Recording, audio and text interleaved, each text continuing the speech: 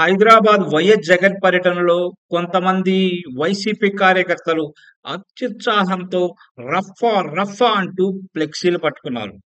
2029 సార్వత్రిక ఎన్నికల కౌంటింగ్‌లో magic figure 88 దాటితే టీడీపీ నాయకులు, కార్యకర్తలు తలలు తెగ్గొడతామని వైసీపీ నాయకులు హెచ్చరిస్తున్నారని, చూడండి న్యాయమూర్తులారా, పోలీస్ అధికారులారా అంటూ వర్ల రామయ్య మీడియా ముందుకొచ్చి గగ్గోలు పెట్టారు.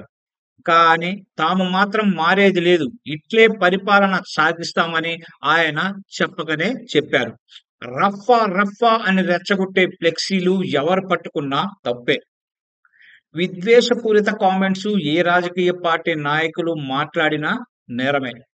అయితే వైసీపీ వాళ్ళు ఏం మాట్లాడినా, ఏం చేసినా తప్పు అనేలా వ్యవహరించడంతోనే సమస్య వస్తుంది.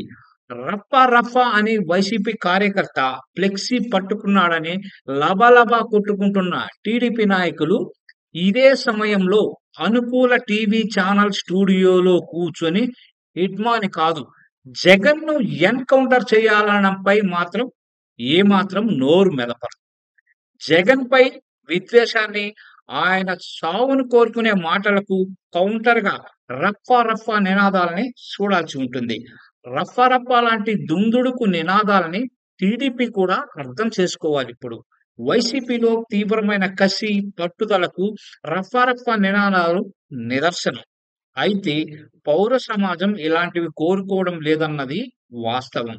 కానీ రాజకీయంగా వైసీపీని హింసించి, వేధించి చివరికి మీ అంతు చూస్తామని హెచ్చరించే స్థాయికి టీడీపీ చేజేతులా తీసుకొచ్చింది.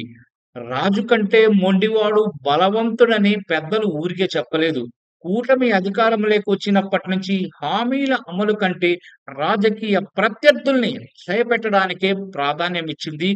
రెడ్ బుక్ అంటూ లోకేష్ అధికారాన్ని దుర్వినియోగం చేస్తుంటే తామేం తక్కువని ద్వితీయ శ్రేణి నాయకులు కూడా వ్యవహరిస్తున్నారు. ఇలా ఎవరికి వారు కక్షపూరిత రాజకీయాలకు పాల్పడుతున్నారు. పాలనలో ఏది ఇస్తే అదే తిరిగి వస్తుంది. వైసీపీ రఫా రఫా అనడం ఏంటని ప్రశ్నిస్తున్న వాళ్లకు సమాధానం కూడా ఇప్పుడు తెలిసే ఉంటుంది. అయితే లోలోపల భయపడుతూనే పైకి టీడీపీ నేతలు గాంభీర్యం ప్రదర్శిస్తున్నారు. కూటమి అధికారంలోకి వచ్చినప్పటి నుంచి వైఎస్ జగన్ పదే పదే విత్తును బట్టే ఫలం ఉంటుందని హెచ్చరించడాన్ని టీడీపీ తేలికగా తీసుకుంటే భవిష్యత్తులో భారీ మూల్యమైతే చెల్లించుకోవాల్సి వస్తుంది. ఇది మాత్రం పచ్చి నిజం.